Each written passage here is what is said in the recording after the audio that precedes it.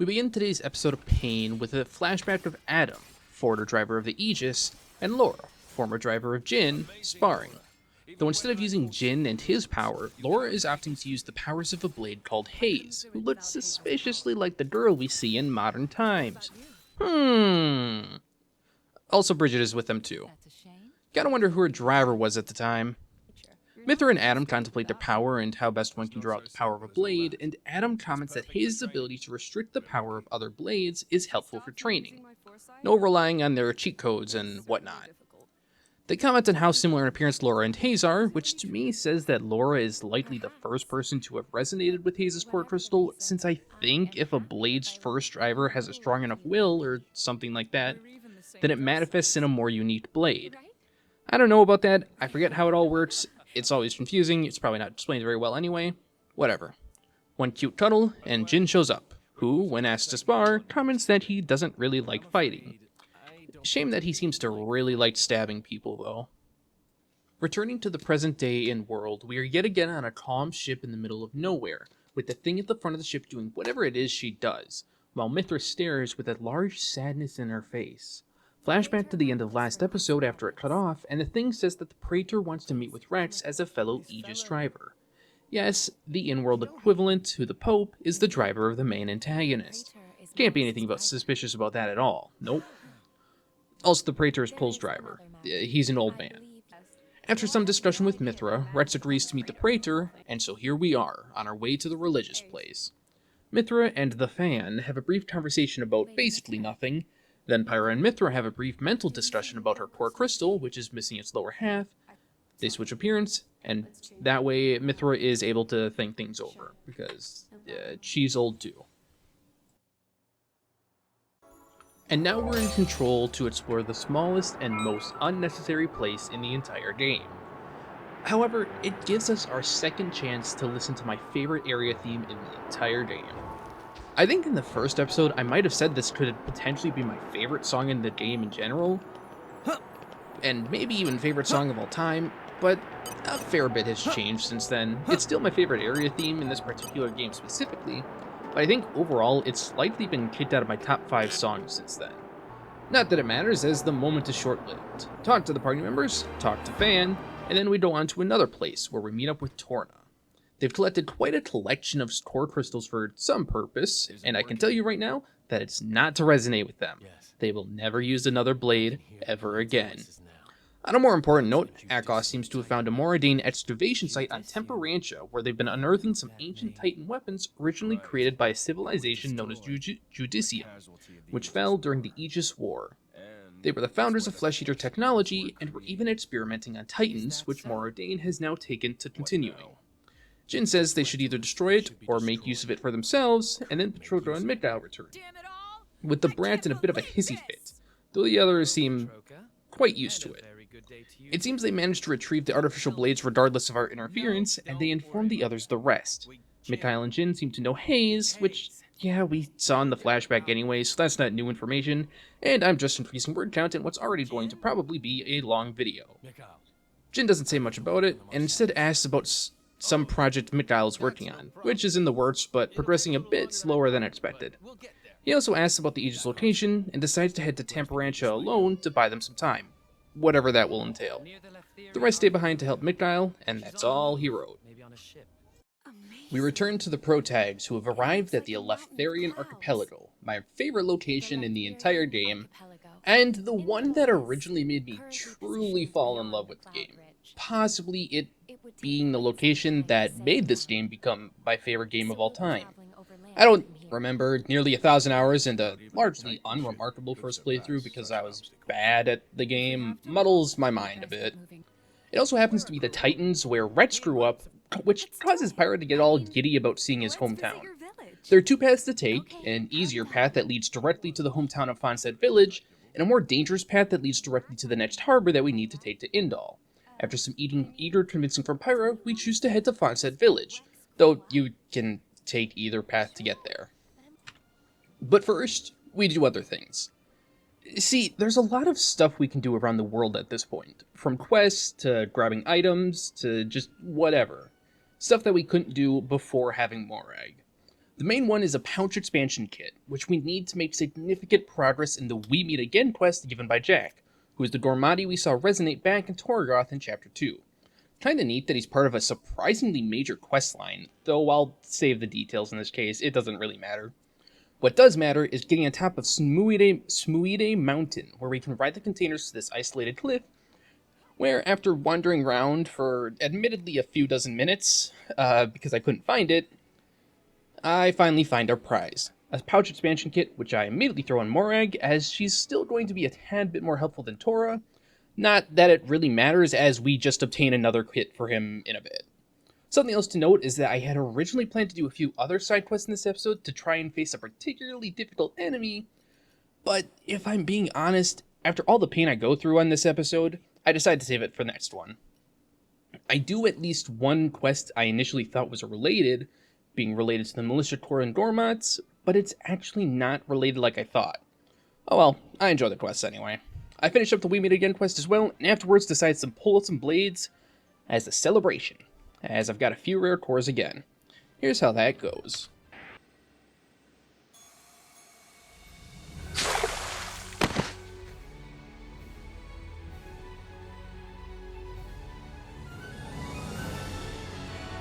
Call me Gorg.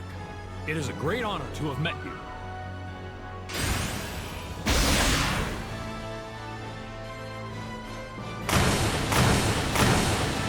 I pledge the whole of my power to you. Gorg happens to be probably my second favorite blade in the game after Ursula, and admittedly, those two were also just the first two blades I ever got. I think. I don't fully remember. Electra was back there too. It's been so long. Gorg is a defensive great axe, a bit of a subversion of the usual usage of an axe, but one that I could maybe make use of down the line, provided I get another overdrive protocol to put him on a better axe user. On normal, he's functional, but not ideal, as the game isn't quite hard enough to warrant a more defensive playstyle around outside of crit healing or just evasion, normal healing, whatever. But in Bringer of Chaos, the damage we take can be very brutal, so having the ability to reduce that at max affinity could potentially end up saving us. Unfortunately, it would compete directly with Foresight, which at this stage in the game would be a massive loss.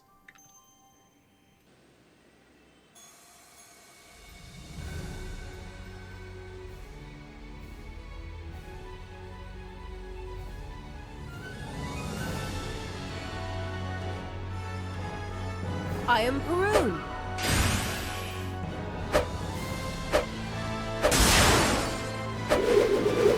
I swear this. I will uphold virtue wherever our path leads us.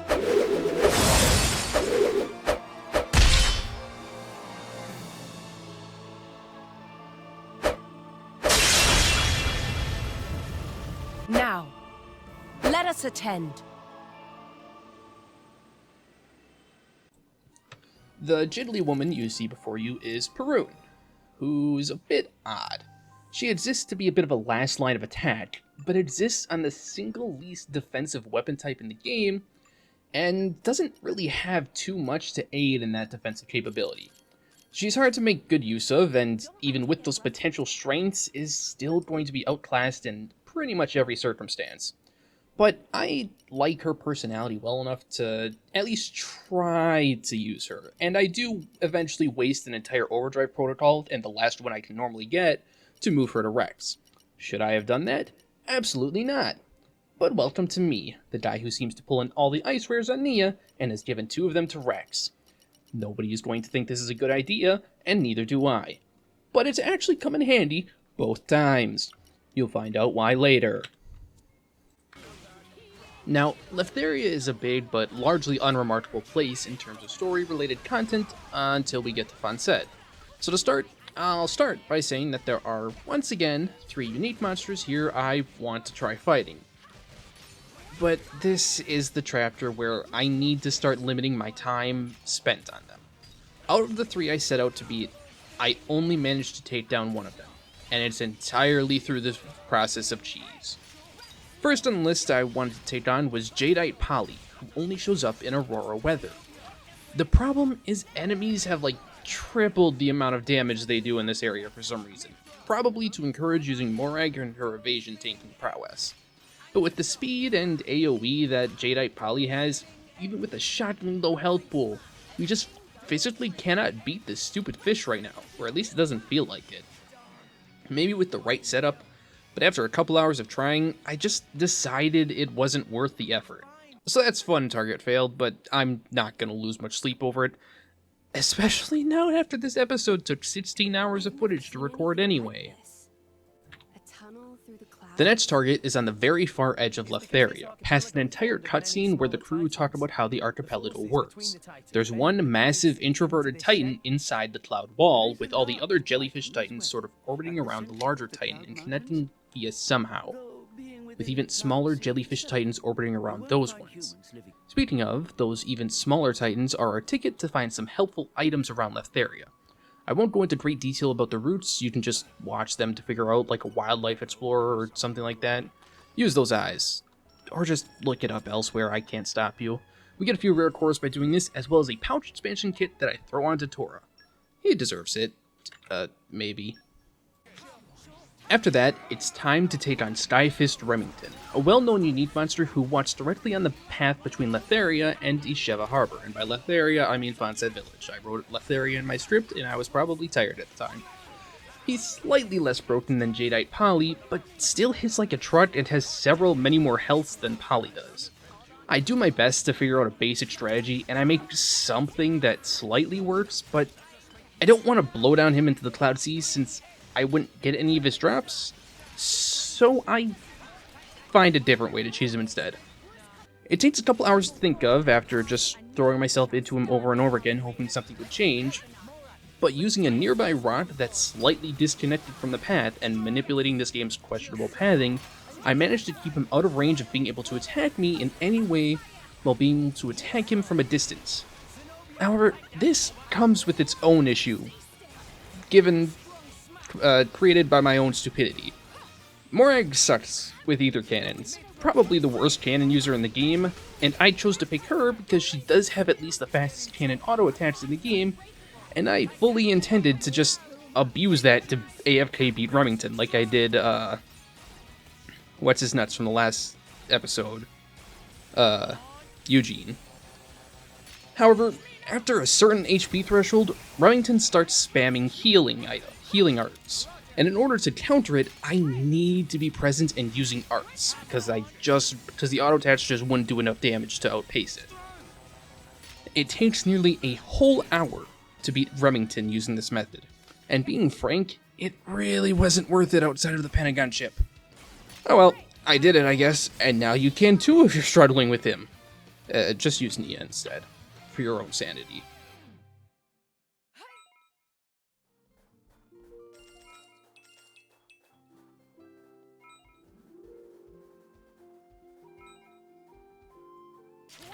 From here, I give the last unique monster on my list a single, honest attempt. Confiscator Jimmy. What doesn't this piece of shit have? He's got Null Heal, Stench, a Blade, Shackle Blade, reinforcements, and a lot of damage and health. I take out some of the nearby mobs to try and limit his reinforcements, which on its own takes me like an hour to make a successful attempt of, before I can even get to the fight. And finally go in for a real attempt on his existence, test the waters and all that. Maybe even try and take him down in one shot. Yeah, and it's not happening. It's not happening, and I'm moving on to Fonset. I'm leaving. There's nothing I could do here, and I don't want to do more. But there is technically other stuff we could do in Letheria, but it's been so long already. I have to get through this entire chapter. You know how it is.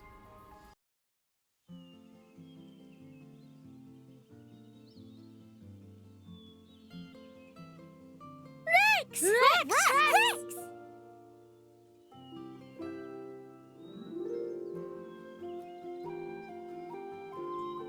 Whoa, Kirk, Kazuna, you guys sure have grown. And hey, is that really? That's our Mark. He'll be going away to school in Indol soon, thanks to the help you've been sending us. Auntie Corinne, good to see you. Wow, this is quite a welcome. I didn't realize you were sending your money home. That's very admirable for such a young man. Home, huh? Oh, old lady have lots of little ponds. Master Pond, these clearly not all little ponds of same parent. My word, is that old Azurda there? What have you gone and done to yourself? That would take some explaining.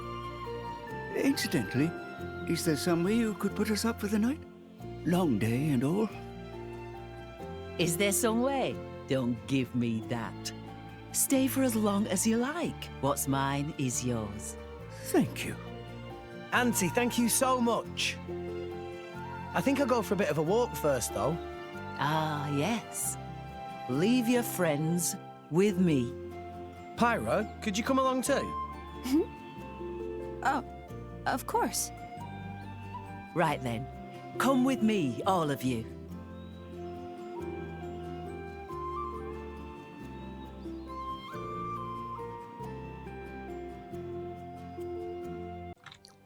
We separate from everyone once again, but before I go off to the back sad story, I talk to the party members since that's a thing you can do, and then I do a round of salvaging while Tora watches, and then proceed to 1v1 an Urchan with Rex while Tora seems to have run away. Thanks, Tankpon. Very cool.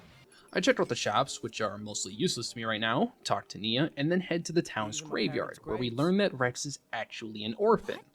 He felt the need to introduce Pyra to his parents, and vice versa, or at least the closest thing that he can. Probably more to affirm his resolve to go to Elysium, or something, I don't know. Me thinks they just weren't quite sure how to properly throw in Rex's backstory, especially given it's not really relevant at all to the plot, aside from lightly explaining his motives to find Elysium. We head back to Corrin to turn in for the day, and Pyra and Corrin have a bit of a heart-to-heart, with Corrin properly explaining how Rex came to living in Fonset, saying that he suffered enough loss for one life. Pyra thinks that maybe she and Rex shouldn't be working together then, but I think we all know Rex would never give up on helping Pyra at this point. Right? Our stop here is unexpectedly short, as there's no chaos or problems occurring in the small peaceful village. If only everywhere was like this. We head back to Isheva Harbor, and guess who it is? And this time, he's playing for keeps. Whoa!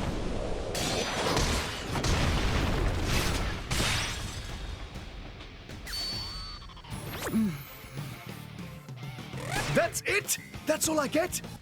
I didn't expect to have as much trouble as I did with this fight, though admittedly I don't know if Tora was properly outfitted to deal with Zeke, as I hadn't been using him in this episode until now, where I don't actually have a choice. My general strategy is a pretty straightforward driver combo build for this trio, and really the only viable one with these three until Chapter 8 for admittedly more reasons than a veteran player might initially remember. And by that I mean for getting a full driver combo. The problem is that Zeke was already pretty aggressive in Chapter 4, and had plenty of reactions to make the fight annoying, but now his damage has been increased somewhat significantly, making them not only annoying, but a real danger, which is especially problematic with Overload Thunderbeam, as it's not only stupid strong, but has the most bullshit range I have ever seen. That said, the fight isn't impossible by any stretch, and after several hours of attempts, possibly even a day, I managed to squeak on by, either by some kind of luck, or because right before the winning attempt, I threw out an Arc Stealth Ox for an Anzu, Pitfall Blade on Nia with Electric Resist. The world may never know.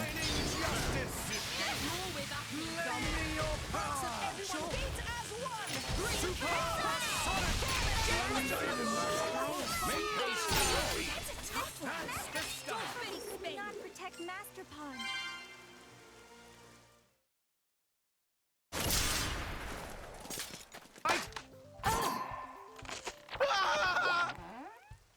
Why me?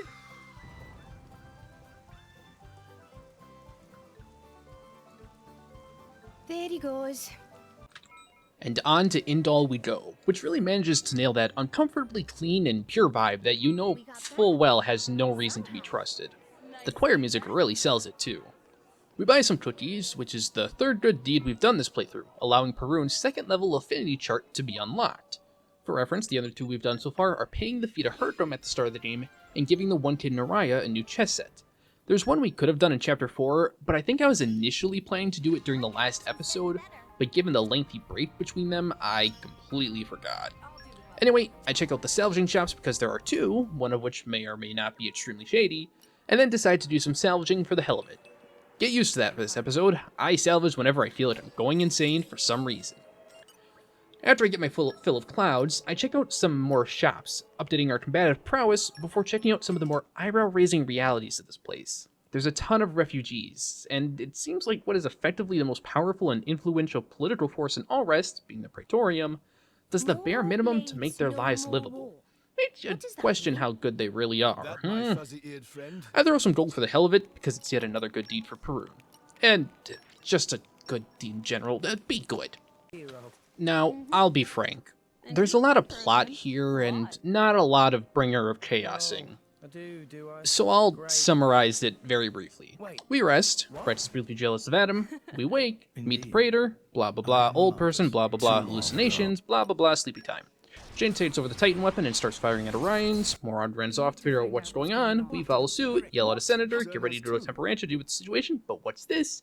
It's finally time for us to claim our final party member, Zeke von Genbu himself. Charlotte? The person most would say is the best party member in the game, and that's not untrue, to be honest. He has his flaws when it comes to certain weapons, but overall makes the best use out of some of the best blades in the game. There's, only one problem. Yeah, I sold all my core crystals. Oops. I run around the world trying to collect as many core crystals as I can and start pulling blades. The first few are pretty meh, just some commons I'll maybe occasionally make use of. But after like half an hour of running around finding any rares and legendary cores I can from chests, I finally managed to get my first rare blade on him.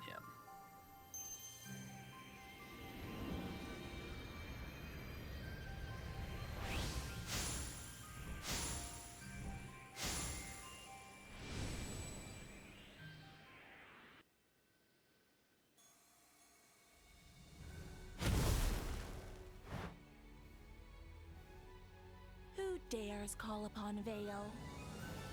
You'll rue the day. Ah! Take this, and that, and another. Ah! Ugh! Anyway, I'm Vale. Pleased to meet ya. Vale is one of those few blades I've almost never really had the ability to make use of in a playthrough due to getting her too late into the game and having a sort of set team ready that I enjoyed. Getting her early on Zeke might not seem like a bad thing as a result, but there's one big problem. Zeke's worst weapon class is by far Mega Lances. After playing around with it a bit, I could maybe make it work. And on normal, it wouldn't matter too much, but every episode I get closer and closer to the point where I can't goof around with funky party setups anymore. Or at least, not as much. Zeke's arts are just too slow on Mega Lances, and the class itself is a bit too fragile for Bringer of Chaos in general. It's highly unfortunate, and we're actually out of guaranteed overdrive protocols, which is a light shame, because I think Vale is technically a tiny bit better than Perun, though, as I mentioned earlier, I do manage to give Perun some form of value in a bit. We head to Temperantia, and it's everyone's favorite time, sequence break time. By doing the same glitch I did back in, I believe, episode 6, we can make our way to Lower Temperantia early, giving us access to a whole host of goodies without the otherwise highly dangerous enemies that would normally plague this place. Our main target is a chest over in Jadron Citadel that provides us with 3 shining core chips, which are normally a super boss drop, as well as a legendary core crystal. Let's pull it, shall we?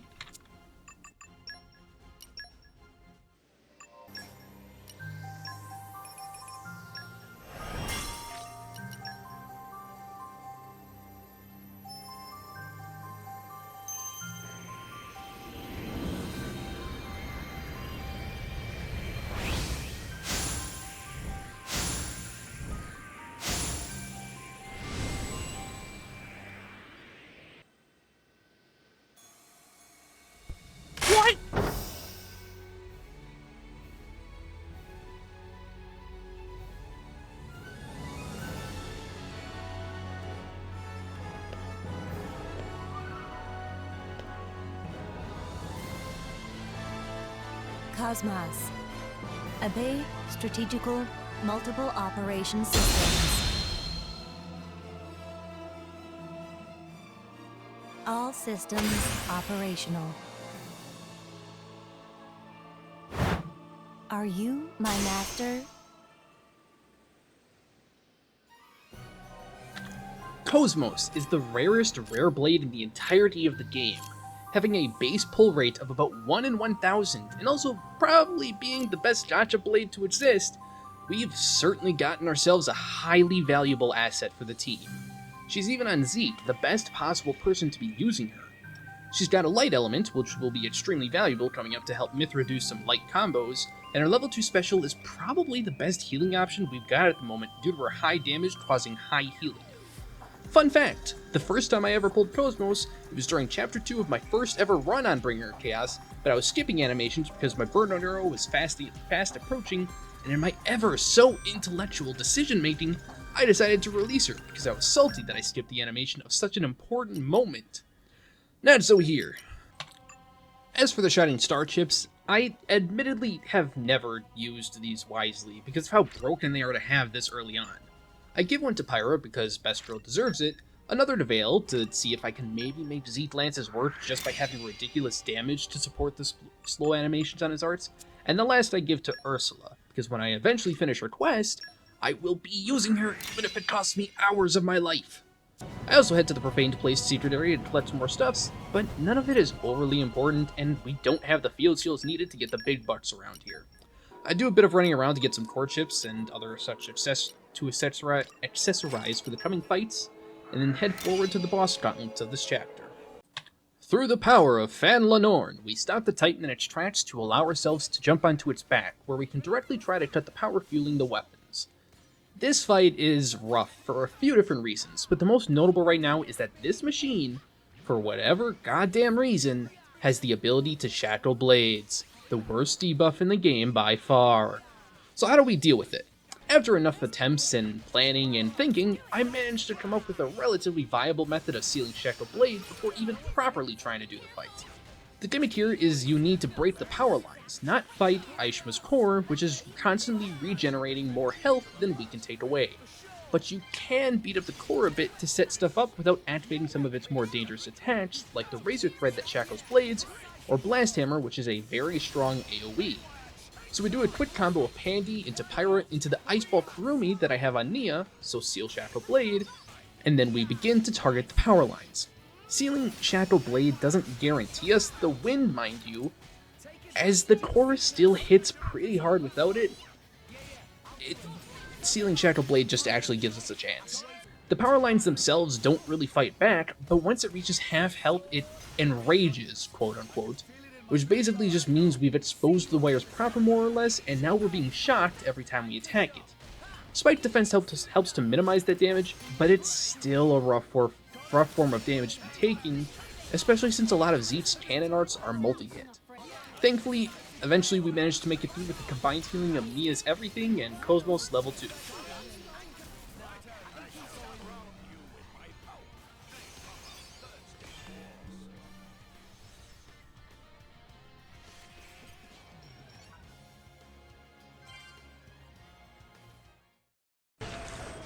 We stop the weapon from moving, but lo and behold, Jin is here to take us on directly. Fan Lenorn supposedly weakens him slightly, but he's still far too dangerous. This is the part of this episode where I started to genuinely go insane trying to beat these fights. Trying more or less the same thing over and over again, hoping it would just barely manage to succeed. My strategy is simple enough, sort of.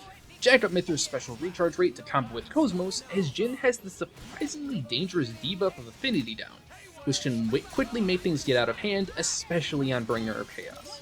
It takes a bit of luck, as Jin also possesses two extremely annoying evasion arts, one that inflicts launch as a counterattack, and another that does pretty good AoE damage and inflicts blowdown on the party. They can easily get out of hand, and there's basically no way to outright counter them, aside from maybe sealing blowdown and not attacking Stun Swallow with your controlled character, but that's it, and that gets rid of the Seal Affinity down, which is way more dangerous. Other than that, I hesitate to call it a normal fight, but the same old applies. Jin doesn't even enrage, but he does have a level 4 special of his own, Heavenly Disrupt, another full driver combo attack that can easily one-shot anyone and anything that gets caught. Moira tends to have aggro, and I actually occasionally get lucky where she'll manage to evade all the hits, except maybe the last one, so she survives the attack, but I need to be honest. Even though on paper it's not the most gimmicky fight ever, he attacks so fast with all these evasions and interruptions and whatever, including the knockback art I haven't mentioned so far, that can just easily get overwhelming. My only sources of healing are the mediocre crit healing medals on Rex and Morag, and then Cosmos level 2 special. And HP potions, I guess, which I have been inflicting launch and even sometimes smash, which does make them decent, though the fight just kept on eventually spiraling out of my control. Over and over, hours and hours went by. Insanity encroaches, and I take a breather to go do other things for a bit. I salvage for a long time in Toradoth to try and get some Nino Burrito core chips, namely the Aurelite chip from Creamed Serbrons and a Branconite chip from Graveur Lizards, and then after Rex and Nia hit level 40, I slowly begin to get ready to return to Jin by first trying to take on the fight in the next Merc Group level quest, but we don't make any progress there either. Eventually, I return to Jin, ever so slightly stronger, and after another 40 or so minutes of attempts, I finally managed to get it to work. I think I might release a second video alongside this one showcasing the Chapter 5 boss fights in their entirety, mostly so I can remember my pain for the rest of all time. And I guess you guys can see it too, just to know what I did in full detail, since I'm kind of skipping over a lot of details because it's a long video and also nobody really wants to see all of those. I'm just not used to that style anymore because I've been watching backlogs. Anyway, whatever.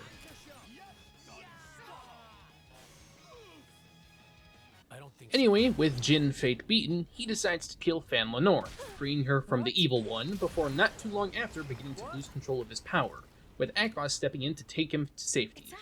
We barely have time to mourn, as Aishma's core is still active and ready to take us on. Shouldn't be too bad, right? We already fought this thing and made it through, yeah?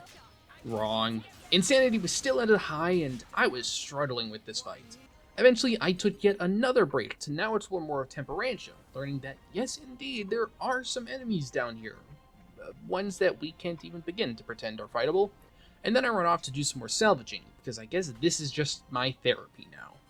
We can't really beat these enemies without some luck or executioner skills, so after just a bit, I head back to Aishma's core and do more or less what I did the first time I took it on, and eventually managed to finish it off. I did use Perun for this one instead of Kurumi, and that's why using Perun was a good idea. Yeah.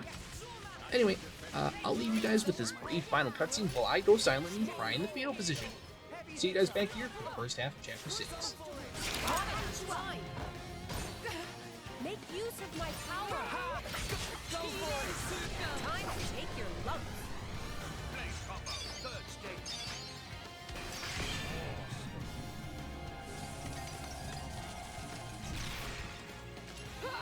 It didn't connect! Nicely done! Rigid! None can withstand my flame! Remain vigilant! Stronghold! Radiant hate!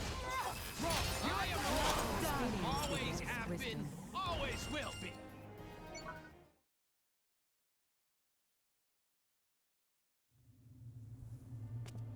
I don't get it.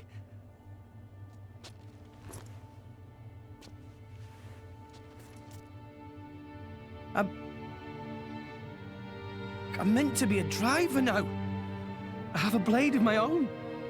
But I couldn't do anything. Fan. Nothing's changed. I'm just as weak as I've always been.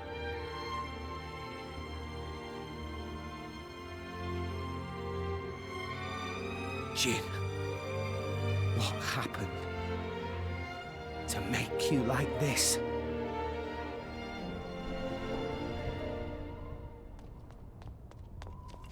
What is that? Dad! Orion Army!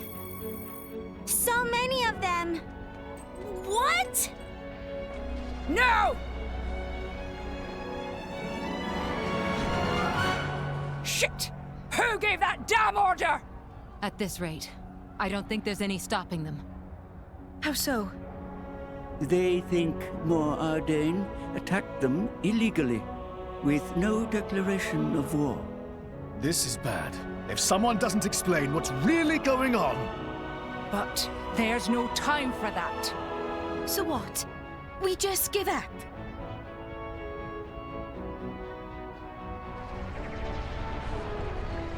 Heavy cannons.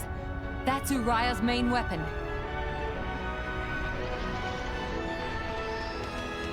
Here too. More Ardain also readying artillery. I don't care if we're not gonna make it in time. We need to get to Uriah. Right. Wait!